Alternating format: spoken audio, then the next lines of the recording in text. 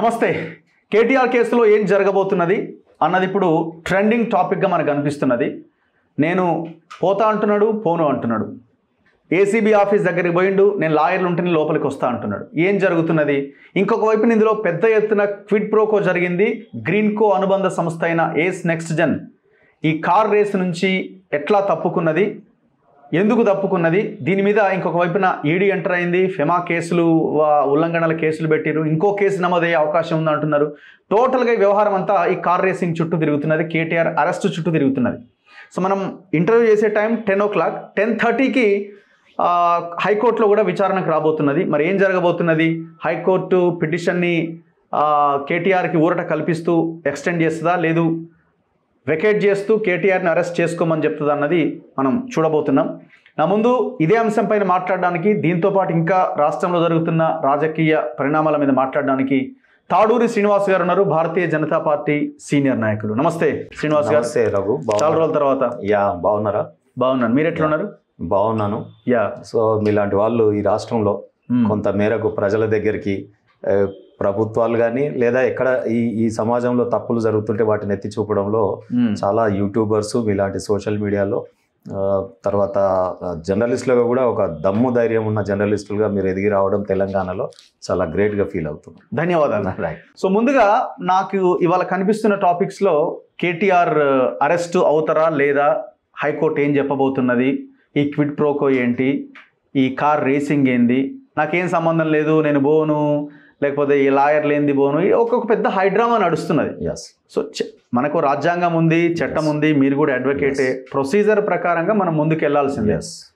So దాంట్లో కొంత influence ఉండొచ్చు, ఇంకోటి ఉండొచ్చు, అవన్నీ వేరే విషయాలు. అల్టిమేట్గా అయితే లీగల్గా ముందుకు వెళ్ళాల్సిన అవసరం అవుతుంది. ఈ టోటల్ ఎపిసోడ్ని ఒక అడ్వకేట్గా మీరు ఎట్లా విశ్లేషిస్తున్నారు? ఒకటి, నిన్న జరిగిన దాంట్లో మాత్రం ఆయన చట్టాలను గౌరవించకపోవడం, డ్యూ ప్రాసెస్ ఆఫ్ లా ఇన్వెస్టిగేషన్కి సహకరించకపోవడం అనే మేజర్ ఎలిమెంట్ అయితే కనిపిస్తూ ఉంది. సరే, చట్టాలు సరే, ఆర్టికల్ 22(1) ఏం చెప్తుంది, 21 ఏం చెప్తుంది ఆర్టికల్, లేకపోతే సెక్షన్ 303 ఏం చెప్తుంది, 41D ఏం చెప్తుంది, మేము కోర్టులో లాయర్లుగా సో కోర్టులో మాట్లాడదాం. కానీ ప్రజలకు అర్థమయ్యేటటువంటి భాషలో దీంట్లో ప్రజాధనం అంటే కేటీఆర్ సొంత జేబులోకి వెళ్ళి డబ్బులు కాదు, కేసీఆర్ కుటుంబం డబ్బులు కాదు, వారు కష్టపడి బిజినెస్ చేసి ఏదో ప్రజలకు ఈ కార్ రేస్ పెట్టింది కాదు, ప్రజాధనము నుండి ఖర్చు పెట్టినటువంటి కోట్లాది రూపాయల గురించి చర్చ. అవును, దీంట్లో అడ్మిటెడ్ ఫ్యాక్ట్స్ కొన్ని ఉన్నాయి. సుదీర్ఘమైన మంత్రిగా చేసి ఆ తర్వాత ఎడ్యుకేటెడ్ అయి ఉన్న మంత్రి, ఏదో తెలియనటువంటి మంత్రి, అన్ఎడ్యుకేటెడ్ మంత్రి కాదు. సో ఇవన్నీ తెలిసి కూడా ఆయన ప్రెస్ మీట్లలో ఒప్పుకున్నటువంటి ఫ్యాక్ట్, నేను ఈ కార్ ఫార్ములా రేస్ ఏదైతే చేసిందో అది నిజమే, ఆ గ్రీన్కో కంపెనీ బయటికి పోయింది, అయినా నేనే ఎన్నికల కమిషన్ ఇప్పుడు ఆల్రెడీ నిబంధనలు సహకరించకపోయినా ఆయన అన్న మాటలు, సో నేను ఇది ఇయ్యమని చెప్పేసిన, నేనే ఆర్డర్ ఇచ్చిన, అరవింద్ కుమార్ గారు వచ్చి ఇట్లా అయింది ఎట్లా అని చెప్తే నేను లేకున్నా సరే రేపు స్పాన్సర్ని రేపు పడదాం, ఇవాళైతే ప్రభుత్వ ధనం ఇచ్చేసేయి అని చెప్పిన అని చెప్పి అడ్మిట్ చేసిండు. మళ్ళా అక్కడ జనాలు చూడరు అనుకున్నటువంటి కోర్టులోనేమో అఫిడవిట్లోనేమో, అఫిడవిట్ అంటే ఎంత తీసుకొని రాస్తాం, అవును, మేము వెరిఫికేషన్ పేరా అఫిడవిట్ ఎంత రాసినా కింద వెరిఫికేషన్ పేరా ఉంటుంది. అంటే మనోస్థిమితంతోనే నేను అన్ని తెలిసే మాట్లాడుతున్నా, చెప్తున్నా, ఈ అఫిడవిట్ ఆయన చెప్పినట్టే అంతే. సో ఓతు తీసుకొని చెప్పినట్టు, మంత్రిగా ఓతు తీసుకున్న బయట ఆ రకంగా మాట్లాడకూడదు. తర్వాత రిటర్న్ గా ఓతు తీసుకొని అఫిడవిట్ వేసేటప్పుడు కూడా చాలా కరెక్ట్ గా చెప్పాలి. టీవీలలో మొత్తం ఆయనే నేనే చేసిన అని చెప్తాడు, ఆడనేమో నేను చేయలేదు, అధికారులు తప్పిదాం, అధికారులు చూసుకోవద్దా, మేము మస్తుగా చెప్తాం అన్నట్టు ఆడేసిండు అప్డేట్. ఇది ఎంత చీటింగ్ అండి ఇది. సో ఇటువంటి మంత్రుల, ఎడ్యుకేటెడ్ మంత్రులు వచ్చినప్పుడు ఇంత ఈ రకంగా మాట్లాడమా? అంటే ప్రజలు బయట మీడియాలో చెప్పింది వింటారు, వాళ్ళు నమ్మేస్తారు. ఆ రాతపూర్వకంగా 4 గోడల మధ్య హైకోర్టు దగ్గర మాట్లాడితే ఏదైనా జరుగుతుంది, బయటికి రాదు అని ఊహించుకోవడం అంటే. కానీ చైతన్యవంతమైనవి కదా, మీలాంటి వాళ్ళు ఉన్నారు కదా, సో అవన్నీ కూడా బయటకు వస్తూ ఉన్నాయి. అందుకే ఈ విషయంలో అదే కాకుండా ఇప్పుడు మీరు క్విడ్ ప్రోక్రో ఏదైతే ఈరోజు మొన్న వార్తలలో వచ్చింది కదా, అది వాస్తవం కదా. నీకు టీఆర్ఎస్ పార్టీ, నేను ఒక సెక్రటరీగా ఉన్నప్పుడు కూడా అవును సుమారు 1450 కోట్ల రూపాయల బ్యాలెన్స్ షీట్ ప్రకటించినప్పుడు సెక్రటరీలుగా మేము సంతకాలు పెట్టినాం. ఎట్లా ఉంటుంది? సంతకం ఉంటుంది. ఎందుకు ఉంటుంది సంతకం అంటే, ఇక్కడ మీరు గమనించండి, మీటింగ్ అటెండ్ అయ్యేటోళ్ళది బయట ఒక రిజిస్టర్ పెడతారు, 3 ఆ 3 రిజిస్టర్లలో సంతకాలు పెడతాం. మేము లోపల పోయి కూర్చుంటాం, వాళ్ళు చెప్పిందే ఇంటాం, సప్పర్లు కొడతాం, బయటకు వస్తాం. సో అటువంటి దశలో మేము అక్కడ ఉండే పరిస్థితి. కాబట్టి అప్పుడు బ్యాలెన్స్ షీట్ చెప్పేటప్పుడు కూడా పార్టీ అబ్బా ఇన్ని బిల్డింగ్లు ఉన్నాయి, ఇన్ని స్థిరాస్తులు అయిపోయినాయి, ప్రతి జిల్లాలో పార్టీ భవనాలు అయిపోయినాయి, ఢిల్లీలో కూడా భవనం అయిపోయింది. సో ఈ రకంగా పార్టీకి కాన్ఫిడెన్స్, కార్యకర్తల కాన్ఫిడెన్స్ ఇవనికి చేస్తున్నారేమో అని అనుకున్నాం. కానీ ఇంత కరప్షన్ ఛార్జెస్తో ఈ తెలంగాణ ఈ భవనాలన్నీ నిర్మిస్తున్నారు అనేది మేము గ్రహించలేకపోయినా, గ్రహించగానే ఒక్కొక్కరుగా బయటకు వస్తూ ఉన్నాం. సో నేను ఇక్కడ ఏమంటున్నా అంటే టీఆర్ఎస్ పార్టీ ఉన్నప్పుడేమో త్యాగాల పునాదుల మీద నిర్మింపబడ్డది. బీఆర్ఎస్ ఏమో బ్రైబరీ రిసోర్సెస్ కమిటీ లాగా మారిపోయింది. సో అంత బ్రైబరీ తీసుకొని పార్టీ నిర్మాణం చేసింది. దాంట్లో భాగంగా ఈ 41 కోట్ల రూపాయలు గ్రీన్కో కంపెనీ నేరుగా ఒక 10 కోట్లు ఏమో ఇచ్చినట్టుంది. 31 కోట్లు మాత్రం వేరే కంపెనీ పేరు పెట్టి ఇచ్చారు. నెక్స్ట్ జన్ అనే కంపెనీ ద్వారా ఇచ్చారు. ఎందుకు ఇది తెలుసా రఘు గారు? నేరుగా గ్రీన్కో అడ్వర్టైజింగ్ ఏమో కార్ ఈ రేస్ ఫార్ములాలో కార్లు తిరిగేటప్పుడు అడ్వర్టైజింగ్ బోర్డులు పెట్టుకున్నారు గ్రీన్కో అని. సో ఇక్కడ అందరికి తెలిసిపోయింది గ్రీన్కో ఇది స్పాన్సర్ చేస్తుంది అని. అవే నేరుగా గ్రీన్కో కంపెనీ ద్వారా డబ్బులు టీఆర్ఎస్ పార్టీ అకౌంట్లో పడితే ఆర్టీఐ యాక్ట్ మీరు అందరు తీసి ఇగో ఈ కంపెనీ ఆడ రేస్ పెట్టింది, అవే పైసలు 55 కోట్లు ఇచ్చిర్రు అనుకుందాం, 41 కోట్లు ఇక్కడికి వచ్చినాయి. అంటే వాళ్ళు తీసుకునే 10-15 కోట్లు మిగతా అంతా వీళ్ళే తీసుకున్నట్టు లెక్కకు వస్తుంది. సో ఇది రాకుండా ఉండడానికి ఇమీడియట్గా ఇదే డైరెక్టర్లు, గ్రీన్కోలో ఉన్న డైరెక్టర్లే ఇంకో కంపెనీ పెట్టి ఆ కొత్తగా కంపెనీ ఎప్పుడైతే పెట్టిందో సంవత్సరం కూడా 2 సంవత్సరాలు అయినట్టుంది కదా. సో అంత కూడా కాలేదు అనుకుంటే సంవత్సరం పెట్టిన కొద్ది రోజులకి 6 నెలలకు 3 నెలల. సో ఇమీడియట్ గా ఈ కంపెనీ పేరు మీద ఏస్ నెక్స్ట్ జన్ 31 కోట్లు ఎట్లా ఇస్తుంది టీఆర్ఎస్ పార్టీకి? అంతకుముందు లేదు కదా ఈ భూమి మీద. ఇదే డైరెక్టర్లు అందులో పోవడం, ఆ కంపెనీ పేరు పెట్టడం. అంటే ఈ లిస్ట్ పెట్టినప్పుడు నెక్స్ట్ జెన్కో అని వస్తుంది, ప్రజలు ఇది ఏంటిదో అనుకుంటారు. ఇక్కడ Greenko company mother company Greenko ఉంటుంది. సో ఇటువంటి ఎవరికి తెలియదండి. అంటే ఆయన ఏమంటాడు 2023లో రేస్ జరిగితే 2022లోనే బాండ్స్ వచ్చినాయి మాకు. ముందే జరుగుతాయి. ఇప్పుడు మీకు మీరు నా దగ్గరికి వస్తారు అనుకుందాం, కేటీఆర్ దగ్గరికి వాళ్ళు వచ్చారు, అయ్యా రేపు ఇగో మీకు ఇంత లాభం వచ్చే పని చేస్తాం, ఇగో నువ్వు ఇది ఇట్లా తీసుకురా, నేను ఇట్లా ఇస్తా అని చెప్పి వీళ్ళు మొత్తం స్క్రిప్ట్ ఎవరు చేస్తారు? ముందు జరగొద్దని రూల్ ఏమన్నా ఉంటుందా? సో ముందు ఇది అయినాకనే కదా నీకు ఇస్తా అంటే ముందు జరగచ్చు, ముందే డబ్బులలో నమ్మకాలు లేవు కదా, తర్వాత ఇయ్యకపోవచ్చు. ముందు మీరు ఇది ఇస్తేనే నేను అది చేస్తారా బాయ్ అని ఉండొచ్చు. సో అట్లా కూడా జరుగుతుంది. సో వీళ్ళు అంటారు కదా భాష, అట్లా కాదు రాబాయ్, ఊకొని రాబాయ్, నేను అందుకే అంటున్నా అట్లా కాదు రాబాయ్, ముందు ఇస్తేనే మేము చేస్తాం రాబాయ్ అని ఉండొచ్చు. ఎందుకంటే ఆయన భాషలో నేను చెప్పాలని చెప్తున్నా. సో ఈ రకంగా నిన్న జరిగిన ఎపిసోడ్లో ఇది ఒకటి ప్రూఫ్ అయింది. రెండోది మనీ ట్రాన్సాక్షన్ ఆర్బీఐ ద్వారా పోయినప్పుడు అక్కడ ఫెమా ఉల్లంఘనలు జరిగినాయి. ఈడీ మనీ లాండరింగ్ కేసు కూడా ఎక్కడ పోయిందో ఇన్వెస్టిగేషన్ లో చెప్తుంది. అల్టిమేట్ బెనిఫిషియరీ ఎవరు ఇప్పుడే తీయండి అంటే రిసీవర్ ఫస్ట్ దొరుకుతాడా, దొంగ ఫస్ట్ దొరుకుతాడా? మనం నార్మల్గా బయట కేసులు ఇన్వెస్టిగేషన్ చేసేటప్పుడు ఇమీడియట్ దొంగల్ని పట్టుకుంటారు. పట్టుకున్న తర్వాత కదా రిసీవర్ ఎవడు, ఈ బంగారం దొంగిలించి ఎవరికి అమ్మిండ్రు అనేది రిసీవర్ తర్వాత ఉంటుంది. సో ఆ ఇన్వెస్టిగేషన్ జరుగుతూ ఉంది, ఎక్కడెక్కడ ఇవన్నీ ఇది చేసిరు అనేది. సో ఇన్వెస్టిగేషన్కి సహకరించాలి కదా. నిన్న పోయింది నేను అడ్వకేట్ని పంపించవచ్చు కదా ఆయనతోని అన్న ప్రశ్నకి ఏం సమాధానం? అడ్వకేట్లు ఏమన్నా స్క్రిప్ట్ రాస్తారా రఘు గారు? ఇప్పుడు పోనీ నేను ఒకటి చెప్తా, ఒక అంధ విద్యార్థి ఉంటాడు, పక్కకు కూర్చొని ఇంకొకరిని తీసుకెళ్తాడు, అదే అవైలబిలిటీ ఉంది. అంధ విద్యార్థికి పక్కకు తీసుకెళ్ళిన ఆయనకి ఏం చేస్తారంటే క్వశ్చన్ పేపర్ ఇచ్చిన తర్వాత ఈ క్వశ్చన్ చదువుతాడు ఈయనకి చెప్తే ఈయన మళ్ళీ ఆన్సర్ చెప్తే ఆ చెప్పిందే రాయాలి. అవును. ఇప్పుడు లాయర్ కూడా సరే ఎంబడి తీసుకోపోతావు, నీ పక్కకే కూర్చోనికి అలవాటు లేదు కదా, కొద్ది దూరంలో కూర్చుంటావు. లాయర్ ఎందుకుంటాడు? ఇక్కడ చట్ట ఉల్లంఘనలు ఏమైనా జరుగుతున్నాయా, చట్టాలను పరిరక్షించడానికి లాయర్ ఉంటాడు, కానీ కేటీఆర్కు రాంగ్ స్క్రిప్ట్ ఇవ్వడానికి లాయర్లు ఉంటారా? ఇప్పుడు ప్రతి ఎంక్వైరీకి ఏదైనా ఇన్వెస్టిగేషన్ ఏజెన్సీ పిలిస్తే అందరూ లాయర్లను సందర్భం ఏం లేదు. వీళ్ళు చట్టాలలో చుట్టూ ఉన్నటువంటి వాళ్ళు ఎవరైనా అడ్వైజులు ఇస్తారు, రాంగ్ అడ్వైజులు ఇస్తున్నారు. కానీ నీకు నిన్న జరిగిన దాంట్లో అరెస్టే ఉండదు కదా, కోర్టు ఆల్రెడీ నీకు అరెస్ట్ చేయకుండా నీకు ఇంటర్వ్యూ ఆర్డర్స్ ఉన్నాయి కదా. సో నువ్వు లోపలికి పోయినా అరెస్ట్ చేయరు, మా అంటే కొన్ని గంటలు 2-3 గంటలు అది ఇన్వెస్టిగేషన్ చేసి బయటికి పంపిస్తారు. ఇంటరాగేషన్ కూడా 3rd డిగ్రీ ఉంటుందా? లాగులలో తొండలు ఇస్తారా, ఉల్టా కట్టేస్తారా? ఆయన అన్నట్టు నేను యోగా చేస్తా జైలు కానీ, సో అట్లేమన్నా యోగా చేపిస్తారా ఆడ? అవి ఉండేవి కదా. క్వశ్చన్స్ ఉంటాయి, ఆన్సర్స్ ఉంటాయి. క్వశ్చన్ టౌటింగ్ మనం కోర్టులో పోయినైనా లాయరు ఎదురుగా గెస్చర్స్ తో కూడా ట్యూటింగ్ చేయొద్దు ఏది క్రాస్ ఎగ్జామినేషన్ అవుతున్నప్పుడు. ఓకే, తెలుసా అక్కడ నిందితుడిని క్రాస్ ఎగ్జామినేషన్ చేసేటప్పుడు తన డిఫెన్స్ లాయర్ ఈ ప్రాసిక్యూషన్ లాయర్ అడుగుతున్నప్పుడు ట్యూటింగ్ ఇట్లా అట్లా ఏం చెప్పకూడదు, అట్లా కూడా ఇన్ఫ్లుయెన్స్ చేయొద్దు. మరి ఇక్కడ ఇన్వెస్టిగేషన్లు ఏం చేస్తారు లాయర్లు ఏం చూస్తారంటే గత దూరంలో కూర్చొని ఇక్కడ ఏమైనా కొడుతుర్రా, తిడుతుర్రా, థర్డ్ డిగ్రీ ఉందా, ఏమైనా హరాస్మెంట్ ఉందా, గివి చూస్తారు. కానీ క్వశ్చన్స్ అడగకుండా వాళ్ళ ఇష్టం ఏ క్వశ్చన్ అయినా అడుగుతారు. ఏ సమాధానం అన్నా చెప్పు. అడ్వకేట్ స్క్రిప్ట్ రాయడానికి అడ్వకేట్ కాదు, ఇది సినిమా డైరెక్షన్ కాదు, ఇది కాదు. అడ్వకేట్ ఉన్నది చట్టాలను పరిరక్షించడానికి. చట్ట ఉల్లంఘనను నిందితుడి తరపున పోయినా నిందితుడి మీద చట్ట వ్యతిరేక చర్యలు ఏమైనా జరిగితే చేస్తారు. అడ్వకేట్ల కమ్యూనిటీని కూడా ఈయన బదనాం చేస్తున్నాడు. మేము నిందితులకి ఏమన్నా మొత్తం రక్షణ ప్రశ్నలు అడగకుండా ఈయన సమాధానాలు చెప్పకుండా ఈయనని కాపాడి ఏం మాట్లాడకుండా ఉంచి మూతికి బట్టగట్టి తీసుకొచ్చడానికి అడ్వకేట్లు బోరండి.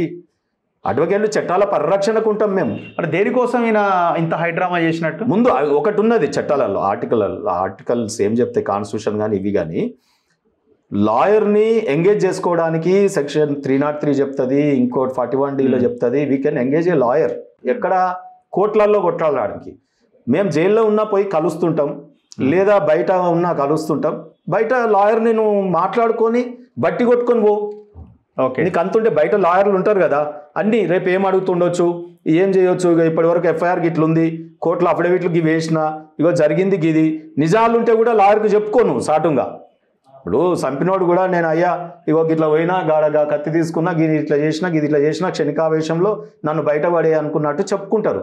చెప్పినా లాయర్లు ఏం బయట చెప్పరు. ఓకే, ఏది నిజాలని ఏదన్నా ఉన్నా కానీ. సో నేనేమంటున్నా అంటే నువ్వు లాయర్లతో మాట్లాడుకున్నాక లోపలికి లాయర్ కావాలంటే గంత దూరంలో కూర్చోనికి ఎంబడి తీసుకుపోయి ఎవడు దాన్ని చుట్టూ లాయర్లే ఉన్నారు కారు నిండా నిన్న. అవును, ఆయన ఇప్పుడు భయం ఎందుకు నీకు? కోర్టులో పిటిషన్ పెండింగ్ ఉందనేనా? దేనికోసం? రియల్ జడ్జిమెంట్ వచ్చి క్వాష్ అయింది అనుకో, క్వాష్ అయిపోతుంది. ఇక నాకు మళ్ళా ఇన్వెస్టిగేషన్ కి వాళ్ళు నోటీసే ఇయ్యారు. ఈజీగా క్వాష్ ఎట్లా అవుతుంది అంటే వాళ్ళ అపోహ, వాళ్ళ ఎక్స్పెక్టేషన్. మనము కోర్టు తీర్పుని మనం ఎందుకు అంటాం కానీ, బట్ కోర్టుని ఇన్ఫ్లుయెన్స్ చేసే విధంగా మాత్రం కేటీఆర్ వ్యవహారం ఈ కేసులలో ఉంది. అచ్చా, ఏసీబీ అధికారులు ఎవరు? నిన్న గవర్నమెంట్ ఏమన్నా రిక్రూట్ చేసిన వాళ్ళ? మీరు చెప్పండి. ఏసీబీ అధికారులు నీ 10 ఏళ్లలో నీ ట్రైనింగ్ తీసుకున్న వాళ్ళే కదా. ఓకే, ఇప్పుడు ఉన్న పోలీస్ అంతా కూడా మిమ్మల్ని ఎత్తుకపోయిన వాళ్ళే ఉంటారు ఇప్పటికీ. మిమ్మల్ని అప్పుడు హరాస్మెంట్ చేసిన వాళ్ళే ఉంటారు. లేకపోతే ఏసీబీ అయినా నీ ట్రైనింగ్ తీసుకున్న వాళ్ళే ఉంటారు. నీ గవర్నమెంట్లో ఎట్లా పనిచేయాలని మీరు నేర్పించే ఉంటారు. గదే అధికారులు ఇప్పుడు ఉన్నారు కదా. నిన్ను ఇచ్చిన వాళ్ళు కొత్తగా 6 నెలల్లో రిక్రూట్ అయిన వాళ్ళు వచ్చిరా చెప్పు అదన్నా. సో నీకు చట్టాల పట్ల నీకున్న పోలీస్ వ్యవస్థ మీద నీకే నమ్మకం లేకపోతే నీ రూలింగ్లో ఉన్నోళ్ళే. సో కాబట్టి ఇది ఎక్కడో కేటీఆర్ గారు రాంగ్ ఆలోచనలో పోతా ఉన్నాడు. ఆయన చట్టాలకు ఎవరైనా భయపడకుండా అసలు ధైర్యంగా పోయేటోడు నిజం నిక్కచ్చిగా ఉంటే ధైర్యంగా పోతుండే. ఎక్కడో లోటుపాటు జరిగింది కాబట్టి ఈ రకంగా భయపడతా ఉన్నాడు. ఆయన ఎట్లా తప్పించుకోవాలి చట్టాల నుండి అనే ప్లాన్ చేస్తున్నాడు తప్ప చట్టాలని ఏదున్నా నేను గౌరవిస్తా, ప్రజలకు మెసేజ్ ఇచ్చి నాకు ధైర్యం ఉంది, నేను ఏ తప్పు చేయలేదు, ఇదిగో నేను ప్రతి ఇన్వెస్టిగేషన్ పోతున్నా, అధికారులకు సహకరిస్తున్నా అని ప్రజలకు మెసేజ్ ఇస్తే ఆయన అట్లా చెప్తే బయట మాట్లాడిన దానికి కోర్టులో వేసిన రిప్లై అఫిడవిట్ కి తేడా ఉంది కదా. ఇక్కడ కన్ఫెషన్ స్టేట్మెంట్ బిఫోర్ ఏ పోలీస్ నేనే చెప్పమన్నా ఆయన డబ్బులు వేసిండు, ఆయనకేం తప్పలేదు అదే లాయర్లు చెప్పుకుంటారు. కన్ఫెషనల్ స్టేట్మెంట్ బిఫోర్ ఏ పోలీస్ ఆఫీసర్, అది మొత్తం అదే బైండ్ ఓవర్ అవుతుందా? మళ్ళీ కోర్టుల స్టేట్మెంట్స్ రికార్డ్ అవుతాయి కదా, ఇది కాదు కదా. సో పోయి చెప్పేస్తే ఏమైనా నీకు దోషింది. సో మీకు ఇంకా అనుమానం ఏమైనా ఉందా ఈ కేసులో ఆయన అరెస్ట్ అవ్వడానికి అవకాశాలు ఉన్నట్టుగా కనిపిస్తున్నదా? ఈ కేసులో 100% ఫస్ట్ ప్రజా కోర్టులో దోషిగా ఆల్రెడీ ప్రజలు తెలిసిపోయింది, ఇలా జరిగింది అనేది ఈయననే ఒప్పుకున్నాడు. ఓకే, నేను అంటుంది కాదు ఇది. ఎస్, డబ్బులు నేను ఇయ్యమన్నా అనేది, డబ్బులు ఇచ్చిర్రు అనేది వాస్తవం. డబ్బులు ఇచ్చినటువంటి ప్రొసీజర్ ల్యాబ్సెస్ ఏమేమి ఉన్నాయి అనేది ఒక చర్చ ఒకటి. రెండోది డ్యూరింగ్ ఎలక్షన్ కమిషన్ నోటిఫికేషన్ అయిపోయిన తర్వాత ఈయన ఆ పీరియడ్లో ఇచ్చిండు.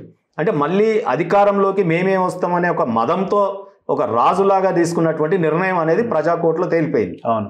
సో ప్రజలేమో ఇవి మా డబ్బులు అని ఫీల్ అవుతున్నారు. మేము ట్యాక్సులు కట్టిన ట్యాక్స్ పేడ్ అమౌంట్ అని. కేటీఆర్ ఏం ఫీల్ అవుతుందంటే ఇది అవి డబ్బులే నాయి, నేను కష్టపడి తెచ్చిన నేను ఎంతో కష్టపడి చేస్తున్నా ఈ రేస్ని. కొత్తగా కొట్లాడి తెచ్చుకున్న 10 ఏళ్ల తెలంగాణలో ప్రియారిటీ అండి రేసులు. ప్రియారిటీ మనకు చాలా 700 కోట్ల లాభం వచ్చింది అని ఏదో చెప్తుండే కదా మొన్న.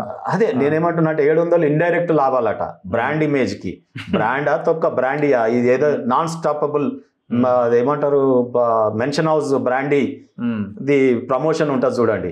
ఇది బ్రాండియా బ్రాండ్ ఇమేజా నాకేం అర్థమైతలేదు. కేటీఆర్ గారికి నేను ఏమంటున్నా అంటే తెలంగాణ ఈయనకు తెలియదు. మెయిన్ కేసీఆర్ గారి టైంలో మేమంతా ఆయన వెన్నంటి ఉండి ఉద్యమం చేసిన కాలంలో ఈయన లేడు. ఇలా చెప్పండి ఒకటి నేను చెప్తాను. టోటల్ బీఆర్ఎస్ కొలాప్స్ కి లేకపోతే ఈ తెలంగాణ ఈ సిచ్యువేషన్ ఉండడానికి కారణం కేటీఆర్. కేసీఆర్ కి దశరథుడు లెక్క పుత్రోత్సాహం రావడం. కానీ ఆనాటి రాముడు వేరు, ఈ తారక రాముడు వేరు. ఆనాటి తారక రాముడేమో తండ్రి మాట నిలబెట్టడానికి దళితున్నే ముఖ్యమంత్రి, నేను ఉదాహరణ ఇస్తాను నీకు, కేసీఆర్ గారు దళితుడినే ముఖ్యమంత్రి చేస్తా అన్నాడు. ఆనాటి దశరథుడేమో భరతుణ్ణి చేస్తా ముఖ్యమంత్రి అని మాట ఇచ్చిండు కైకేయికి. ఈనాటి దశరథుడేమో రేపు తారక రాముడు రాగానే కేటీఆర్నే ముఖ్యమంత్రి ఎట్లా చేయాలని పాత దళితున్నే ముఖ్యమంత్రి చేస్తా అనేది మర్చిపోయాడు. ఆనాటి దశరథుడేమో అది మర్చిపోయాడు. కానీ ఆనాటి రాముడేమో అడవుల కన్నా పోతే నేను 14 ఏళ్ళు కానీ మా నాయన మాట నిలబెడతా, నువ్వు భరతుడినే చేయి నాయన అని చెప్పి ఆయన కోఆపరేట్ చేసిండు. ఈయన అడవులకు కూడా పోక్కర్లేదు, అమెరికాకు పోతే చాలు, తండ్రి మాట నిలబెట్టొచ్చుగా, దళితుని చేయి డాడీ, నువ్వు చెప్పినావు చరిత్రలో నువ్వు గొప్ప నాయకుడివి, ఈ ఒక్క దగ్గర ఎందుకు ఓడిపోతావు నా విషయంలో, నాకు ఈ ముఖ్యమంత్రి కాదు, నేను ఎట్లయినా బతకగలుగుతా, అమెరికాలో పెద్ద పెద్ద కొలువులు చేసి వచ్చి వదిలేసిన, ఇది చిన్న కొలువు మంత్రి పదవి, నేను అంత పెద్ద కొలువులు వెళ్ళేసి వచ్చిన, ఉద్యమం చిన్నది అని అన్నాడు కదా. మళ్ళీ పోతే అయిపోయి ఏముంది, అమెరికాకి తండ్రి మాట నిలబెట్టినాడు అవుతాడు కదా. అందుకే దశరథుడి కళ్ళు మూసుకుపోయినా కొడుకైనా కనీసం వనవాసం కంటలేం, మంచిగా అమెరికాకు పోయి బతుకు, ఆ దళితుని ముఖ్యమంత్రి ఒకసారి చేయలే, పార్టీ ప్రెసిడెంట్ చేయరు. ఎప్పుడు ఇది కొలాప్స్ అవడం స్టార్ట్ అయింది వ్యవస్థ అంతా? ఎట్లయిందంటే కేసీఆర్ గారు తెలంగాణలో అసలు నన్ను అడిగితే మొదటి నుంచి కూడా కేసీఆర్ గారు మాట్లాడే మాటలు నమ్మశక్యంగా లేనప్పుడు, అబద్ధాలు మాట్లాడుతున్నా, తెలంగాణ సమాజం ఏంటంటే ఒక మధ్యలోకి వచ్చినాం, తెలంగాణ మూమెంట్ నడుస్తుంది, మళ్ళా సరే అవునన్నా కాదన్నా తెలంగాణ అయితే తెచ్చుకుందాం, ఆయన ఎసొంటోడన్నా కానీ ఇదే డైలాగ్ నడిచిద్దండి. అన్ని పార్టీలు కూడా అట్లే అనుకున్నాయి ఆ రోజుల్లో, అన్ని వర్గాలు అన్ని కులాలు అనుకున్నాయి. ఆయన వెనక ర్యాలీ అని తెలంగాణ తెచ్చినాక నేనే తెచ్చినా అనే ఫీలింగ్ వీరికి ఒకటి రావడం, చరిత్రలో నేను ఒక అమోఘమైన పేరు తెచ్చుకోవాలనేది అనుకోవడం, ఆ తర్వాత సామ్రాజ్య విస్తరణ, నేను అన్ని రాష్ట్రాల్లో విస్తరించాలి, ఇదే మోడల్లో దేశంలోనే నేను రేపు అయిపోతా అనడం, తర్వాత ఈ లోపు కొడుకు రావడం, ఈయనని ముఖ్యమంత్రి చేసి కుటుంబ పాలన, ఒక్క ఇంట్లోనే కవిత గారికి కేటీఆర్ మంత్రి పదవి, హరీష్ రావు గారికి మంత్రి పదవి, అన్ని కుటుంబ సభ్యులకి వాళ్ళ కులం యొక్క పిచ్చి కూడా, కులం పిచ్చి లేదంటారు. మమ్మల్ని ఓబీసీ ఉద్యమం చేసేటప్పుడు కులాలు పట్టుకుంటే ఎదుగుతారా, ఒక కులం ఓటేస్తుందా, మీది రేర్ కమ్యూనిటీ, మీకు ఎందుకు ఎమ్మెల్యే టికెట్ ఇవ్వాలని దాసోస్ రావని నన్ను అన్నటువంటి మాటలు అందరు విన్నారు కదా. మరి మీ కులపిచ్చి లేకపోతే ఆ రోజు ఉన్నటువంటి పోలీస్ ఐజీలు ఎవరు, అపాయింట్మెంట్స్ ఎట్లా అయినాయి, ఆ ఏజీలు ఎట్లా అయ్యారు హైకోర్టులా, అంటే వేరే కులాల మీద నమ్మకం లేదా, లేకపోతే నీ దగ్గర ఎమ్మెల్యే టికెట్లు ఎన్ని వచ్చినాయి, అంతకుముందు ఎంతమంది ఉర్రు, నీ కులస్తులు ఎంతమందిని తెచ్చినావు. సో ఇవన్నీ కులపిచ్చే కదా. అంటే ఇప్పుడు 2018 వరకు ఒక లెక్క ఉండే, 1920 గెలిచిన 2 సంవత్సరాల తర్వాత ఇంకా భయంకరంగా నెక్స్ట్ టెన్యూర్ అండి, నెక్స్ట్ టెన్యూర్ లాస్ట్ 3 ఇయర్స్ చాలా భయంకరంగా వాళ్ళ, ఇప్పుడు హైదరాబాద్ లో ఉన్న భూములు, ఇప్పుడు గ్రీన్కో లాంటి కంపెనీలు కొన్ని 10 కంపెనీలు ఉన్నాయి. ఒక్కటి కాదు, అసలు డబ్బు వ్యామోహం ఇంత అంత కాదు. మీరు రిచెస్ట్ పార్టీ ఇన్ ఇండియా అంటే అది కార్యకర్తల కోసం కాదు, ఆ పార్టీ నిధులు కూడా సరే ఇయ్యాల, ఈ 41 కోట్లు కానీ ఈ 1600 కోట్లు 18 కోట్లకే చేరింది కదా. సో ఆ పైసలన్నీ కార్యకర్తలకు ఏదన్నా యాక్సిడెంట్లు అయితేనో లేకపోతే ఇంకోటి అయితేనో డబ్బులు కాదు ఇవి, వీళ్ళ లాయర్లు పెట్టుకోవడానికి పార్టీ ఫండ్ ఖర్చు పెడతారు. ఇప్పుడు టోటల్ ఓవరాల్ ఎపిసోడ్లో కేటీఆర్కి ఏమైనా సింపతి, సానుభూతి, ఒకవేళ అరెస్ట్ చేయకపోయినా ఎపిసోడ్ని ఇంకా కొనసాగిస్తే అయ్యో అట్లా చేస్తున్నారు ఏందనో, అయ్యో అట్లెందుకు చేసిరనో జనాలు అనుకునే అవకాశాలు ఏమైనా ఉన్నాయా? ఎందుకంటే వాళ్ళ ఆ ప్రయత్నం అయితే చేస్తున్నారు. ఎట్టి కాలం కాదు కదా, గిన్ని సెల్లులు, యూట్యూబ్లు, పొద్దున లేస్తే ఆర్టీఐలు, ఇవన్నీ కూడా ఇన్ఫర్మేషన్ అయితే కరెక్ట్ గా వస్తుంది కదా. అసలు పెట్టింది కూడా ఏ వ్యవసాయ రంగంలోనో లేకపోతే ఇంకో రంగంలోనో కాదు కదా. ఈ రేస్ అంటేనే అర్థమవుతలేదు. అంతే ఊళ్ళలో కింద కూడా ఏమనుకుంటున్నాడు, ఏమో రేసులు ఆడిండట, మన పైసలన్నీ గవర్నమెంట్ ఏమో కట్టిండట అని అనుకుంటారు ప్రజలు. కానీ వీళ్ళకి చుట్టుండి చెప్పేటోళ్ళు ఏదో మాయా, ఈయన క్రియేట్ చేసుకున్న యూట్యూబ్ ఛానళ్ళు ఉన్నాయి కదా. ఇక్కడ ఏమైతుందంటే కేటీఆర్ ఎండ్లో పుట్టిన వాళ్ళు అందులో పోతాడు అన్నట్టు తను తవ్వుకున్న గోతిలో తానే పడతాడు. ఈయన ఏం చేస్తున్నాడు అంటే ఒక 100 యూట్యూబ్ ఛానళ్ళని పెట్టి వాళ్ళకి నెలకింత ప్యాకేజీలు ఇచ్చి రాయిస్తుంటే వాళ్ళు ఏం రాస్తారు, కేటీఆర్ అహో మళ్ళీ వచ్చేస్తుంది బీఆర్ఎస్, పైసలు ఇచ్చినట్టే ఉంటాయి రాతలు, మళ్ళా బీఆర్ఎస్ఏ వస్తుంది, మళ్ళా సారే వస్తుంది అని రాజేసరికి ఇవన్నీ చదువుకొని ఈయన మాయలో పడిపోయి కార్యకర్తలని మర్చిపోవడం, ఉద్యమకారులను మర్చిపోవడం, ప్రజల్ని మర్చిపోవడం, వీటిని నమ్మి మళ్ళీ మేమే వస్తున్నామనే ఒక హైప్ను క్రియేట్ చేసి దాన్ని చూసుకొని మురుస్తున్నారు. కానీ కింద అట్లా లేదు. ఒరిజినల్గా ప్రజలందరికీ వీరి మీద భ్రమలు తొలిగిపోయినాయి. ఆల్టర్నేటివ్గా సరే కొద్ది మేరకు ఇప్పుడు ఉన్నటువంటి బీజేపీ కాంగ్రెస్, నేను ఇప్పుడు అది చెప్తే ఏమంటారు, నేను బీజేపీ అని చెప్తున్నాను అనుకుంటారు. కానీ ఆల్టర్నేటివ్గా బీజేపీ వైపు 35% ఓటింగ్ పడింది ఎంపీ ఎలక్షన్స్లో. తర్వాత ఓబీసీనే ముఖ్యమంత్రి చేస్తా అనడం, ఈయన దళితునే ముఖ్యమంత్రి చేస్తా అన్నాడు కదా, ఆయన మాట మీద నమ్మకం లేదు. సో ఇప్పుడు బీజేపీని విశ్వసిస్తూ ఉన్నారు. సో ఇప్పుడు ఏసీబీ కేసు, ఈడీ కేసు ఉన్నాయి, రెండు ఉన్నాయి దీంట్లో. ఏసీబీ కేసులో అరెస్ట్ అవ్వడానికి ఎక్కువ అవకాశాలు ఉన్నాయా, ఈడీ కేసులో అరెస్ట్ అవ్వడానికి అవకాశం? ఈడీస్ ఫెమా ఉల్లంఘనలో ఎవరు ఆపజాలరు, కోర్టులలో కూడా సుదీర్ఘ విచారణ కదా అది, ఇప్పట్లో అరెస్ట్ అంత సుదీర్ఘ డెఫినెట్ గా వాళ్ళు అంటే సుదీర్ఘం అనేది కాదు, దాంట్లో step by step due process of law పోతారు. అక్కడ సాధింపు ఉండదు, అది స్వయం ప్రతిపత్తి కదా. ఇప్పుడు నేరుగా సిఐడి కూడా అంతే కదా, ఏసీబీ రాష్ట్రంలో ఉంటుంది, ఈడీ కేంద్ర కొంత మేరకు రాష్ట్ర ప్రభుత్వ అధికారులేగా సేమ్ పోలీస్ డిపార్ట్మెంట్ లో చేసిన వాళ్ళే కొద్ది కాలం ఏసీబీలో పోతారు. కాబట్టి అది ఇండిపెండెంట్ బాడీ లాగా అనిపించదు, కొంత చూస్తే రాష్ట్ర ప్రభుత్వం ఇన్ఫ్లుయెన్స్ ఉన్నట్టుగా కనిపిస్తుంది. అందుకే మేము అంటున్నాం అంటే సిబిఐకి ఇవ్వండి అంటున్నాం. సిబిఐకి కాన్సెప్ట్ ఇవ్వమని ఒకవేళ దమ్ముంటే రేవంత్ రెడ్డి గారికి నిజంగా నీకు ఈ కేసులో చిత్తశుద్ధి ఉంటే, కేటీఆర్ మీద నిజంగా మీరు కూడా బెదిరించి ప్రతి ఇన్స్టాల్మెంట్ లాగా ప్రతి కేసులో అని బెదిరియడం, వెనకకేలు ఏమైనా తెరచాటంగా జరుగుతున్నాయి ఆ లావాదేవీలు, ఈ ప్రజలు అనుకుంటారు. రేవంత్ రెడ్డి గారు నిజంగా మీరు సచ్చీలు అయితే జల్దీ స్పీడీ ప్రజాధనాన్ని మళ్ళీ ప్రభుత్వంలోకి జమ చేయించాలని అనుకుంటే, ఈ అన్యాయం చేసిన వాళ్ళని, అవినీతి చేసిన వాళ్ళని పట్టియాలని చిత్తశుద్ధి ఉంటే ఇమీడియట్ సిబిఐకి ఇచ్చేసి, కాళేశ్వరం కానీ ఇది కానీ. సో ఎందుకంటే అది కొంత స్వయం ప్రతిపత్తి సంస్థ. దానికి ఇప్పుడు కేటీఆర్ ఏమంటున్నా సంతకం లేదు కదా, అధికారులు సంతకాలు పెట్టారు, వాళ్ళు నిర్ణయం తీసుకున్నారు. ఆర్బీఐ ఉల్లంఘన అంటే అది బ్యాంకు చూసుకోవాలి, పౌరులు చెప్పండి అంటున్నాడు కదా అక్కడెక్కడ. రిప్లై అఫిడవిట్ లోనే ఉంది కదా, రిప్లై అఫిడవిట్ లో ఉంది. కానీ బయట మీ కెమెరా పెట్టు చెప్తలేడు, అక్కడ హీరోలాగా మాట్లాడుతున్నాడు, ఎంతో ధైర్యవంతులుగా. ఏం పీక్కుంటావో పీక్కో, లీగల్ గానే అదే పాయింట్ తో ముందుకు వెళ్తాడు. ముఖ్యమంత్రి అయినా ప్రధానమంత్రి అయినా ప్రజలు ఎన్నుకున్నటువంటి పదవి. నువ్వు హౌలగాడు, ఏం పీక్కుంటావో పీకో అనేది మీరు యూట్యూబ్లో కొట్టుర్రి 100 సార్లు అంటాడు. ఆయనకు ఊత పదం అది. ఆ ఏం బిక్కో అన్నప్పుడు అప్పుడు ఎంట్రకల్ వీక్ ఏమంటే ఇయ్యలేదు, ఏం బిక్కుంటావో పీక్కో ముఖ్యమంత్రిని అని తిడతా ఉంటారు. నేనేమంటున్నా అంటే అంత ధైర్యవంతుడివి ఏసీబీ దగ్గర ఇన్వెస్టిగేషన్ రమ్మనంగానే పులుసు గారు ఉరికినవి ఎందుకు నాకు అర్థం కాదు. అసలు ఆయనకు ప్రజలు ఒక ఇన్వెస్టిగేషన్ మామూలు సామాన్యుడు అట్లా పోగలుగుతాడా? ఓ పోలీసు పిలిపియంగానే పోరా? సో ఇట్లాంటి కేసులని ఇప్పుడు ఇక్కడ కాంగ్రెస్ అక్కడ బీజేపీ ఏమైనా వాడుకుంటున్నాయా? వాళ్ళని ఎట్లా దారికి తెచ్చుకోవాలనో, లేకపోతే వాళ్ళ పార్టీలను ఎట్లా విలీనం చేసుకోవాలనో మీ పార్టీ కానీ ఇక్కడ ఉన్న కాంగ్రెస్ కానీ ఏమైనా వాడుకుంటున్నట్టు ఏమైనా కనిపిస్తుంది? ఇప్పుడు మాకు విలీనం అయితే మాకు అక్కర్లేదు కదా. ఇవాళ 13 రాష్ట్రాలలో మేము గవర్నమెంట్లో ఉన్నాం, ఈ దేశం మొత్తం కేంద్ర ప్రభుత్వంలో ఉన్నాం. మాకేం అవసరం అని చెప్ప మొన్ననే 35% ఓట్లు మాకు ప్రజలు ఎంపీ ఎలక్షన్స్లో ఇచ్చారు. 8 మంది ఎంపీలు మేము రాష్ట్ర ప్రభుత్వం ఉండి కూడా వాళ్ళు 8 మంది గెలిస్తే మేము 8 మంది, వాళ్ళు జీరోని యాడ్ చేసుకుంటే మాకు ఏం విలువ వస్తుంది మీరు చెప్పండి. ఇప్పుడు 8 ఎంపీలు మాకు ఉన్నారు, 35% ఓటింగ్ పడ్డది. మీరు బీఆర్ఎస్ని మేము విలీనం చేసుకుంటాం, జీరో కదా వాళ్ళు. 8 + 0 ఏమవుతుంది మీరు చెప్పండి లెక్కలు. అర్థమెటిక్లో కూడా వాల్యూ లేదు కదా. నేనేమంటున్నా అంటే ఈరోజు బీజేపీ పార్టీకి అవసరం లేదు, ఉన్నదంటే కాంగ్రెస్కి ఉంది. ఎందుకున్నది ఇక్కడ కాంగ్రెస్ కంటే స్నేహం కూడా ఉంది. నేను ఇంకా ముందుకు చెప్తున్నాను. నేను ఇప్పుడు కవిత గారు, మన సీఎం రేవంత్ రెడ్డి గారు అనేక కంపెనీలలో పార్ట్నర్స్గా గతంలో ఉండి అని కూడా కొన్ని బయటకు వచ్చినాయి ఆ మధ్య కాలంలో.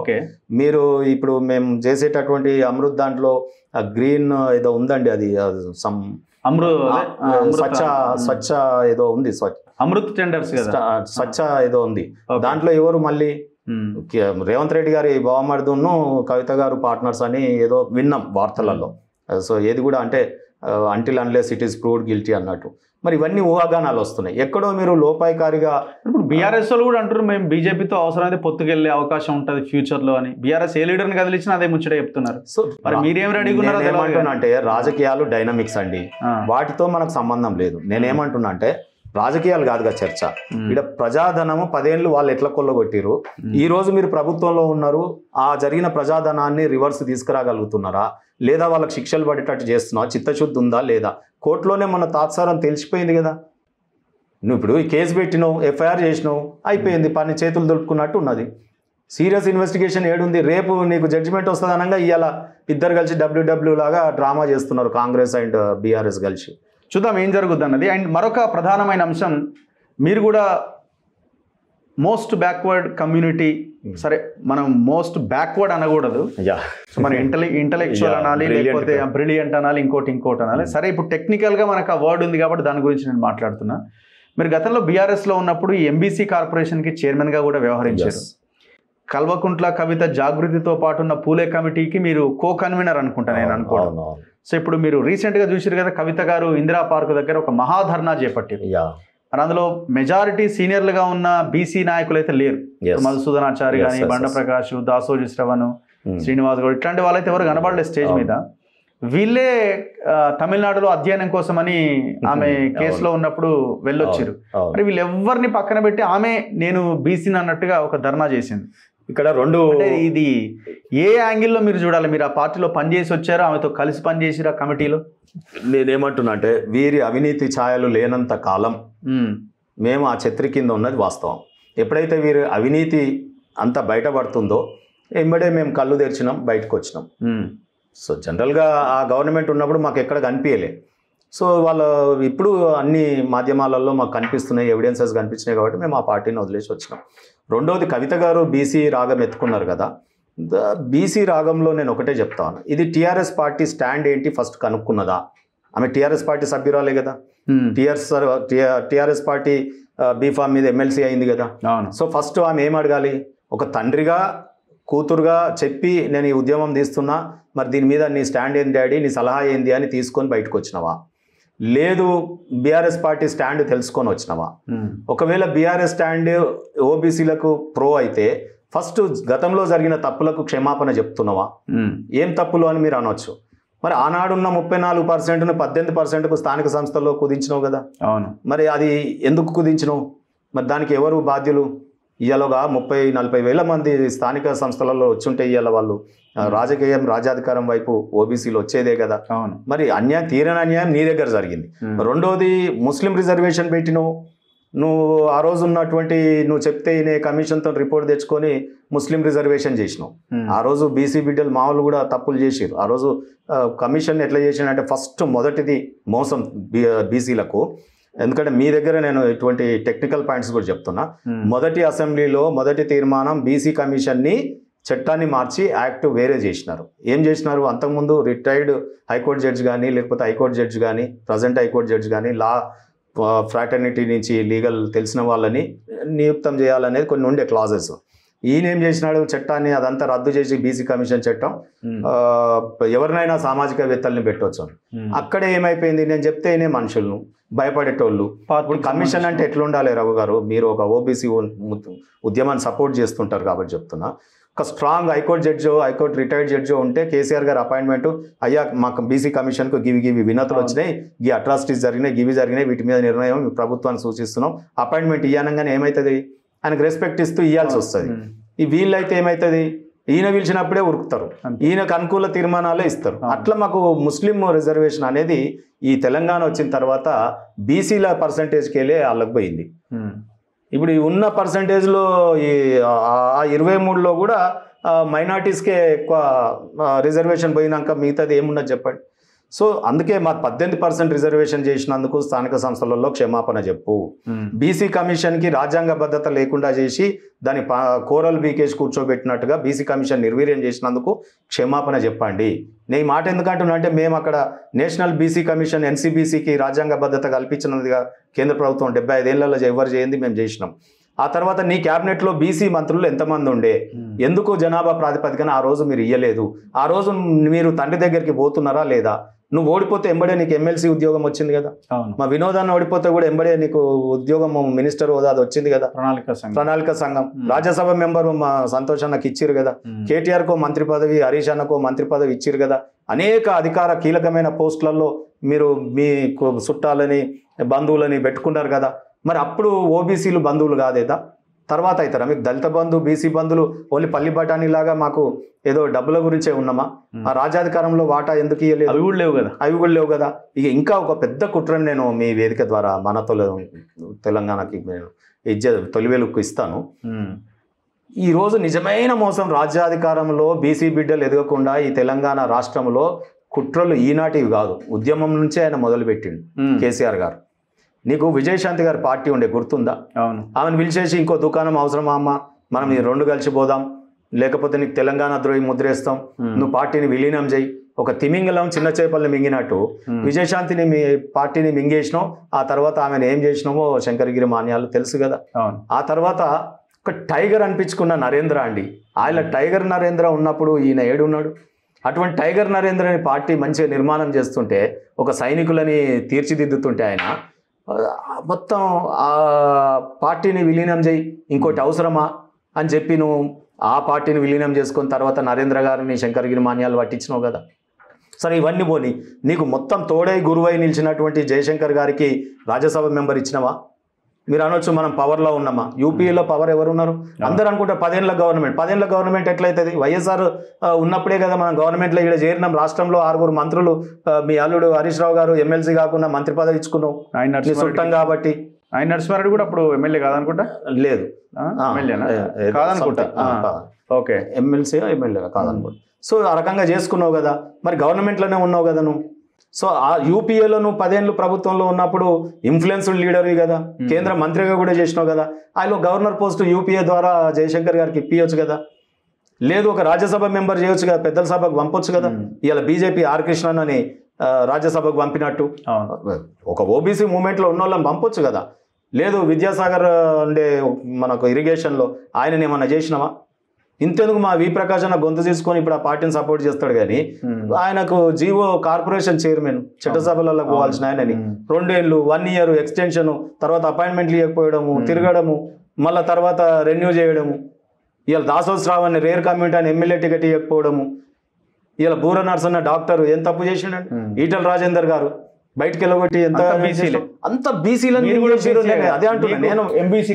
నాదైతే టీఆర్ఎస్ ఎల్పీకి మీటింగ్ కంటే ఎక్కువ ఏదైనా ఉంటుందా? ఎంత గౌరవం ఉండాలి?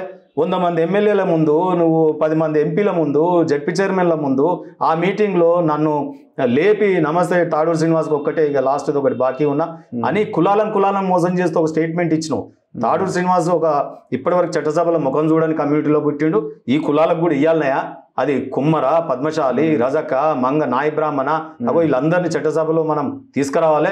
ఇప్పుడు ఫుల్ మన పార్టీ ఉంది, మనం ఎవరు చెప్తే వాళ్ళు అయిపోతారు. ఈసారి తప్పకుండా మనం ఈ వీటికి కంపల్సరీ ఇస్తాం, మీరు అందరు సపోర్ట్లు కొట్టాలని సపోర్ట్లు కొట్టించినావు. అంటే కులాలనే మాదిగా ముఖ్యమంత్రిని చేస్తాను, ఇవాళ ఈ కులాలకు చట్టసభలలో చూపిస్తాను. ఇవన్నీ కూడా మోసాలు. ఎవరు మనము ఓబీసీలో ఇప్పటికైనా కనిపెట్టండి. ఇవాళ కవిత గారు పోరాటం చేస్తే మరి వీటన్నిటికీ సమాధానం చెప్పాలనా? లేదా? బీసీలో ఎవరు లేరేంది? మధుసూదనాచార్యులు అంతా ఉండాలిగా. ఉండాలంటే పార్టీ ముద్ర పడుతుంది. నేను ఒక సెపరేట్, ఒకవేళ అన్న జైలుకు పోతే షర్మిలలాగా పాదయాత్ర చేయాలన్న లీడర్ అయినా పార్టీ వాళ్ళే కదా. పార్టీ వాళ్ళే, పార్టీతో మెంబర్షిప్ వాళ్ళే అంతా పెయిడ్ మనుషులను తీసుకొచ్చి ధర్నా. అది బీఆర్ఎస్ కు వెన్నతో పెట్టిన విద్య. టీఆర్ఎస్ అంటే నాకు రెస్పెక్ట్ ఉంది, బీఆర్ఎస్ అయిన నుంచే ఇదంతా అవినీతి కంపెనీ. ఇప్పుడు ఎందుకు ఈ మూమెంట్ ఇప్పుడు దేనికి కారణం? దీనికి 2-3 కారణాలు ఉన్నాయండి. రాజకీయంలో, కుటుంబంలో అందరం ఒకటే పడవలో పోతే ఈ పడవ మునిగిపోతా ఉంది. అందరం ఒకటేసారి మునుగుతాం. ఎవరి దారాలు చూసుకోవాలి, కొన్ని పాయల్ని వేరే చేయాలనేది ఒక ఉద్దేశం. ఓకే, దాంట్లో భాగంగా ఏంటంటే, ఒకవేళ కేటీఆర్ గారు జైలుకు పోతే, జగన్ గారు జైలుకు పోయినప్పుడు షర్మిల పాదయాత్ర ఎట్లా చేసిందో అట్లా రెడీ చేయడానికి మరో హరీష్ ఉన్నాడు కదా. ఉన్నది హరీష్ రావు పాపం. ఇప్పుడు వారు తెలుసుకోవాలి. ఇక వారేంటంటే మేనమామ మీద ఉన్నటువంటి ఒక గౌరవం, ఆయన పార్టీ అధ్యక్షుడిగా ఉన్న రోజులు నేను పార్టీలో ఉంటా, ఈ తర్వాత ఆయన పార్టీ అధ్యక్షుడు లేకపోయినా లేదా బొమ్మడిది ముఖ్యమంత్రి అయినా నేను బయటికి వస్తే ప్రజలు కూడా నన్ను అల్లుడు వెన్నుపోటు పడిచిండనే ముద్ర పడకుండా ఉండడానికి ఆయన జాగ్రత్త పడుతున్నాడు పాపం. ఒక రకంగా అంటే ఎథికల్గా ఉన్నాడు అనుకోదు. మామ తప్పులు చేసినా, బొమ్మడిది తప్పులు చేసినా, సో భరిస్తూ ఒక ప్రజలలో ఒక అపవాదు మొదటి నుంచి ఇక్కడ అల్లుళ్ళది వెన్నుపోటు అనేది భారతదేశ రాజకీయాలలో. బాల్ ఠాకరేని అక్కడ అల్లుడు, మేనల్లుడు, శరద్ పవార్ని ఇప్పుడు మేనల్లుడు అజిత్ పవారు, ఆ తర్వాత పక్కనే మన రాష్ట్రంలో చంద్రబాబు నాయుడు గారు ఒక ముద్ర పడింది కదా, తర్వాత ఇక్కడ కూడా అటువంటి ముద్ర నాకు రాగాల, ఈ భారత రాజకీయాలలో అటువంటిది ఉంది అని అది రాకుండా చూసుకోవడానికి ఆయన కొన్ని జాగ్రత్తలు ఇప్పుడు ఈయన ఒకవేళ కేటీఆర్ లోపలికి పోతే హరీష్ ఎంటర్ అయితే మళ్ళీ ఆయన అందుకోసం ఈమెని ఇది చేస్తున్నారు. అందుకే హరీష్ రావు గారిది సైలెంట్ ఉన్నాడు కదా. ఆయనకి ఏంటంటే అది ఒక్క బంధం, మేనమామని వెన్నుపోటు రాకుండా. మరి ఆయన ఏజ్ అయిపోతున్నది, ఎటు కాకుండా పోతట్టుండగా అది ఆయన తెలుసుకోవాలి. ఇప్పటికైనా హరీష్ అన్న తెలుసుకోవాలి. హరీష్ అన్న కొంత క్యాడర్లో ఇది ఉంది, ఆయనకు అంటే రెస్పెక్ట్ ఉంది. ఏది కంపేరింగ్ టు కేటీఆర్ అండ్ కవిత కొంత మేరకు ఉంది. కవిత ఎంట్రీ అనేది మొత్తం కేటీఆర్ డైరెక్షన్ ఏనా ఇదంతా? డెఫినెట్ గా. మీరు ఎట్లాగా అంటారండి, ఒక కుటుంబంలో ప్రజల ముందు ఏదైనా డ్రామా బదలాం కాకుండా చేస్తారు, కానీ లోపల అందరు ఒకటే, వాళ్ళు నలుగురు. ఇంకోటి నేను ఏం చెప్తున్నా అంటే, కవిత గారు ఇంత మాట్లాడుతుందిగా, ఎంతమంది బీసీలకు ఎమ్మెల్యే టికెట్లు ఇప్పించింది ఆమె, ఎంతమంది నామినేటెడ్ చైర్మన్లు ఇప్పించింది. అంటే ఆ 10 ఏళ్ళు నువ్వు కొట్లాడలేదు, అంతకుముందు కొట్లాడలేదు పార్టీలా. ఇప్పుడు సడన్గా వచ్చి నువ్వు ఇది చేస్తా అంటే ఎట్లా? అంటే ఒకవైపు బీజేపీ ఏమో మహిళా బిల్లు పెట్టబోతుందని అక్కడ లీకులు అండి. అక్కడ ఏం చేస్తారంటే వినోద్ గారు ఎవరో మొత్తం వీళ్ళది ఎట్లుంటుంది అని సిస్టమ్. ఇప్పుడు ఇక్కడ కూడా అంతే, కులగణన చెప్పి వచ్చే అవకాశం ఉందేమో కొంత అనేసరికి 2% పెరిగి నీకు నా వల్లే పెరిగిందని చెప్పి వాళ్ళు ఢిల్లీ సెక్రటరియట్లో ఏం చేస్తారంటే అందులో ఏమేమి రాబోతున్నాయి, రేపు స్కీమ్స్ ఏం రాబోతున్నాయి, రేపు ఏం నిర్ణయాలు జరగబోతున్నాయి అనే లీకులు అక్కడ నుంచి రాబట్టుకొని ఏం చేస్తారంటే, అక్కడ ఒక స్కీమ్ వస్తుందంటే ఇక్కడ కేసీఆర్ కిట్ వస్తుంది, అక్కడ ఇండ్లకి పిఎం ఆవాస్ యోజన వస్తుందంటే ఇక్కడ డబుల్ బెడ్రూమ్ది డిక్లేర్ చేస్తారు, అక్కడ రేషన్ బియ్యంది వస్తే ఇక్కడ రేషన్ బియ్యం స్కీము, అన్ని పేర్లు మార్చేసుకొని ముందే లాంచ్ చేస్తాడు. ఇక ఆ పైసలు రాగానే అది తీసేసుకొని వాటితో మంచి ఆయన పేరు వేసుకుంటారు. అదొక విధానం. రెండోది, అక్కడ ఢిల్లీలోనేమో వినోద్ గారు వీళ్ళు చూస్తుంటారు, ఇక్కడనేమో అసెంబ్లీనేమో బావబొమ్మర్దులు ఉంటారు, మండలిలోనేమో ఇప్పుడు కవిత గారు ఉంటారు, ఇక మిగతా వర్క్ అంతా అక్కడ ఉన్నటువంటి వారు చూస్తారు. ఈ రకంగా వాళ్ళు ఎక్కడిదక్కడ నెట్వర్క్. మళ్ళీ కోవటిజం మీరు ఒకటి కనిపెట్టింది ఏంటంటే, ఎప్పుడో విన్నాం మనం నక్సల్ ఉద్యమాన్ని కోవట్ ఉద్యమంతో ఏదో చేశారని వింటూ ఉంటాం. కానీ కేసీఆర్ గారు వచ్చినాక రాజకీయాలలో కూడా కోవటిజము, మీడియాలో కోవటిజం, ప్రతి మీడియాలో ఒక వ్యక్తి వాళ్ళకు కోవట్లు ఉంటారండి, ప్రతి సోషల్ మీడియా అంతా కోవట్లు ఉంటారు. ఆ కెమెరాలు పెట్టుకొని నిరంతరం ఇది చేయాలి, మీడియాలో వాళ్ళ ఇది ఉంటుంది ప్రతి దాంట్లో. ఇది చాలా చండాలమైన అనైతికమైన రాజకీయాలు. ఇది తెలంగాణ మోడల్ కాదు. తెలంగాణ మంచి పోరాటాల గడ్డ, మంచి విప్లవాల కిల్ల. కాబట్టి ఈ రాజకీయాన్ని ఎక్కడో ఒక దగ్గర మనం ఛేదించాల్సినటువంటి అవసరం అయితే ఉంది. సో ఇక మీ పార్టీ విషయానికి వద్దాం. భారతీయ జనతా పార్టీ ఎవరు అధ్యక్షుడు కాబోతున్నారు? చాలా ఆలస్యం జరిగింది. ఎంపీ ఎలక్షన్లో అంత మంచి మెజారిటీ ప్రజలు ఇచ్చిన తర్వాత కూడా పార్టీ ఎందుకు ఈ సిచ్యువేషన్లో ఉంది? సార్, బీజేపీని మీరు ఒకసారి అకాడమిక్గా మీరు కూడా రండి, నేను చెప్తాను. బీజేపీ ఆఫీస్కి రండి మీరు, లేకపోతే మమ్మల్ని అడగండి. షార్ట్ పీరియడ్లోనే ఇంత చదివేసినాం. ఎందుకంటే బీజేపీకి ఒక విధానం ఉంటుంది. ఇప్పుడు మాది లోకల్ బాడీ మెంబర్షిప్ డ్రైవ్ అయింది. మెంబర్షిప్ డ్రైవ్ అయిన తర్వాత ఇది మండలాల కమిటీలు పడతా ఉన్నాయి. మండలాల కమిటీలు పడ్డాక ఎలిజిబిలిటీ వస్తేనే జిల్లా కమిటీ పడుతుంది. దాంట్లో ఎలిజిబిలిటీ ఉంటే స్టేట్ కమిటీ అవుతుంది. దానికి ఒక విధానంలో ముందుకు పోతాం. రెండోది ఏంటంటే, ఓన్లీ పాలిటిక్స్ ఎప్పుడు రాజకీయాలు ఎన్నికలు అప్పుడే చేయాలి, మిగతా టర్మ్ అంతా మనం రాజకీయాలు చేయకూడదని. ఇప్పుడు మేము నిన్న రైల్వే స్టేషన్ చెర్లపల్లి, మీ వాళ్ళు కూడా ఉండే, మరి 430 కోట్లతో రైల్వే స్టేషన్ చేసినాం. తెలంగాణలో 40 స్టేషన్లని ఆధునీకరిస్తున్నాం. ఆర్ఓబీలు చేస్తూ ఉన్నాం ఒకవైపు. సో ఏది మనుషులు లేనటువంటి లెవెల్ క్రాసింగ్లు చేస్తున్నాం. ఇవన్నీ అభివృద్ధి కార్యక్రమాలు. వీటినే మేము ప్రొపగండా చేస్తున్నాం. ఈ చిల్లర రాజకీయాలు మేము ఇక్కడ చేయట్లేదు ఎక్కువ. ఎందుకంటే ఒక రాష్ట్ర ప్రభుత్వానికి మేము సహకరిస్తూ ముందుకు పోతా ఉన్నాం. ఇదంతా కూడా ఈ రాష్ట్రం డెవలప్మెంటే కదా. రేపు ట్రాన్స్పోర్టేషన్ కానీ, లేకపోతే మన పోర్టు లేదు, ఇవన్నీ కూడా ఎక్స్పోర్ట్ చేసుకోవడానికి వీలవుతుంది రైల్వే ద్వారా. సో ఇటువంటి అనేక కార్యక్రమాలు తీసుకున్నాం. సో కాబట్టి బీజేపీ విధానం ఏంటంటే, ఎన్నికలప్పుడు మేము మాట్లాడతాం తప్ప రోజు రాజకీయాలు చేయడమే మా పరమావధి కాదు. భాష కూడా మాకు వీళ్ళ భాషలాగా భాష ఉండదు. కిషన్ రెడ్డి గారు చూడండి, లక్ష్మణ్ గారు చూడండి, ఎంత చక్కగా మాట్లాడుతూ ఉంటారు. సో ఆ రకంగా బండి సంజయ్ గారు కార్యకర్తల్ని మోటివేట్ చేయడంలో ఎవరి పని వాళ్ళు చేస్తారు. ఇప్పుడు ఎవరు అధ్యక్షుడు అవుతారు? మా పార్టీ నిర్ణయం ఉంటుంది. ఈ పార్టీకి ఏ రకంగా ఉపయోగమో ఆ పార్టీ నిర్ణయం చేస్తుంది. నిర్ణయం చేసే వారిని అడిగితే బాగుంటుంది. సో మీరు ఒక బీసీ నాయకుడిగా, కింది కులాల నుంచి వచ్చిన ఒక నాయకుడిగా, సరే ఈ స్టేజ్ వరకు వచ్చారు మీరు. ఒక పార్టీ మోసం చేసింది, అక్కడేదో పదవి అనుకున్నారు, అది కుదరలేదు, కావలసినంత ప్రయత్నం మీరు చేసారు, మళ్ళీ ఇంకొక పార్టీలోకి వచ్చారు. అన్ని పార్టీలో ఇదే కదా బీసీల పరిస్థితి? లేదు కదా. ఇప్పుడు దీంట్లో ఒక్క నిమిషమే ఓబీసీ ముఖ్యమంత్రిని చేస్తా అని చెప్పినారు. అన్నిటికన్నా ఈ రాజ్యాంగంలో పవర్ఫుల్ ఏంటంటే సీఎం, పిఎం. ఇప్పుడు సీఎం రేవంత్ రెడ్డి గారు ఉన్నారు. మిగతా వాళ్ళు ఎంత సీనియర్ ఉన్నా సీఎం పదవి కింద డమ్మీయే కదా. ఇప్పుడు మీరు అంటారు పీసీసీ ప్రెసిడెంట్ బీసీని పెట్టినామని. ఇప్పుడు రేపు సీఎం విలువంగానే ఉరికే పదవా, లేకపోతే పిసిసి ప్రెసిడెంట్ విలువంగానే ఉరికొచ్చేది సీఎం పదవా? సో నేచురల్గా సీఎం పదవి అనేది ముఖ్యం. అది బీజేపీ పార్టీ ఓబీసీ సీఎంని ఈ రాష్ట్రానికి తెలంగాణలో చేస్తామని ప్రకటించింది. రెండవది ఏంది, చింతన్ బయటకు ప్రతి ఎంపీ కాన్స్టిట్యున్సీలో 2 ఇస్తామని వాళ్ళు మోసం చేశారు. కానీ మేము బీసీలకు అత్యధిక సీట్లు ఇచ్చినాం, ఎంపీ సీట్లు, మళ్ళీ గెలిపించుకున్నాం కూడా ఇవాళ. సో అదే రకంగా మీరు చూసినట్టయితే నేషనల్ బీసీ కమిషన్ ఇచ్చినాం, 27 మంది క్యాబినెట్ మినిస్టర్లను ఇచ్చినాం, ప్రైమ్ మినిస్టరే బీసీని చేసినాం, అది కూడా 3వ సారి చేసినాం, 3 సార్లు బీసీ ప్రధానమంత్రి. ఓబీసీ ఇప్పుడు ఉపరాష్ట్రపతిని చేసినాం, దళిత బిడ్డ ఆదివాసీ బిడ్డ ఇప్పుడు ప్రెసిడెంట్, అంతకుముందు దళితుడు కోవింద్ గారిని ప్రెసిడెంట్ చేసినాం. ఈ రాజ్యాంగంలో మన భారత రాజ్యాంగంలో పిఎం, ప్రెసిడెంట్, సీఎం ఇవన్నీ పవర్ఫుల్ పోస్టులు. ఇవాళ 5-6 రాష్ట్రాలకు ముఖ్యమంత్రులను ఓబీసీలను చేసినాం. ఇది అనేక రకాలుగా బీసీలకు భారతరత్నాలు ఇచ్చాం. కర్పూరి ఠాకూర్ని ఎందుకు మర్చిపోయారు? ఇవాళ మేము ఇచ్చినాం కదా.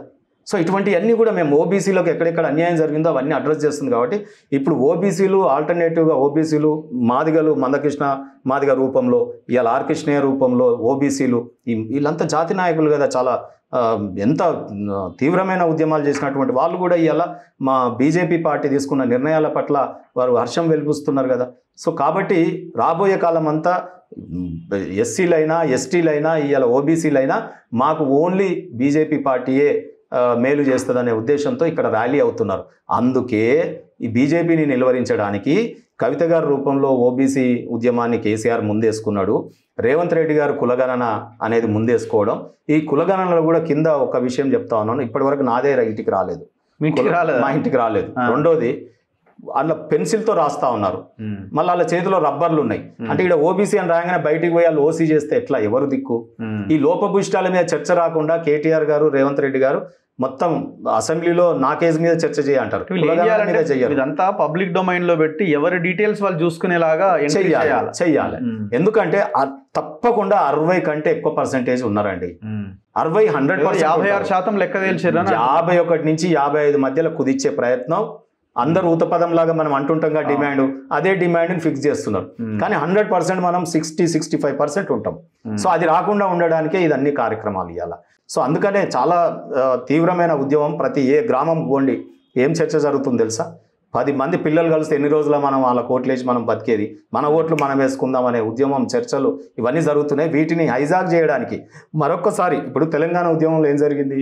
బీసీ బిడ్డలు ఆత్మహత్యలు చేసుకొని వారి శవాల మీద పేలాలు ఏరుకున్నట్టు వారి సావుల మీద వీళ్ళు ప్రభుత్వం తెచ్చుకొని పదవులు వాళ్ళ కుటుంబానికి పంచుకున్నారు. ఇవాళ బీసీ ఉద్యమం అని రేపు ఎవరిని చంపుతారు? మళ్ళీ ఓబీసీలేగా చచ్చిపోయి కింద ఎవరు చేస్తారు? ఓబీసీలే కదా. ఇప్పుడు కవిత గారి రూపమైనా లేకపోతే ఇంకో సామాజిక వర్గమైనా లీడ్ చేసింది అనుకోండి, రేపు కింద చచ్చేది ఓబీసీలో మా ఉద్యమం అనుకొని చేరుతారు. రేపు వీళ్ళు మళ్ళా రేపు చస్తే ఆ సావుల మీద మళ్ళీ వీళ్ళు అధికారంలోకి ఎవరు వస్తారు? ఇప్పుడు కవిత గారు ఉద్యమం చేస్తుంది, బీసీలు అందరూ జరుగురు ఆమెను తీసుకొస్తారు. రేపు ఓబీసీ ఉద్యమం ఉవ్వెత్తున లేస్తుంది, మళ్ళీ ఎవరైతారు? ఆమెనే కదా అధికారం. సో కాబట్టి నేనేమంటున్నా అంటే ఈసారి ఓబీసీల ఉద్యమం బీసీ నాయకులే చేసుకుంటారు. నాయన మీరు అందరు కుట్రలు మోసాలు చేయకండి, మళ్ళోసారి మా సావుల మీద మీరు అధికారం తెచ్చుకునే ప్రయత్నం చేయకండి. ఓబీసీ ఉద్యమం ఉవ్వెత్తున లేస్తుంది, నాయకులు కూడా పుట్టుకొస్తారు. నేను ఇంతకుముందు చెప్పినటువంటి అందరూ నాయకులు కూడా ఒక వేదిక ఉంటే ఆ వేదిక ద్వారా జరిగే ఉద్యమానికి అన్ని రాజకీయ పార్టీలలో ఉన్న ఓబీసీల మద్దతు ఇస్తాం.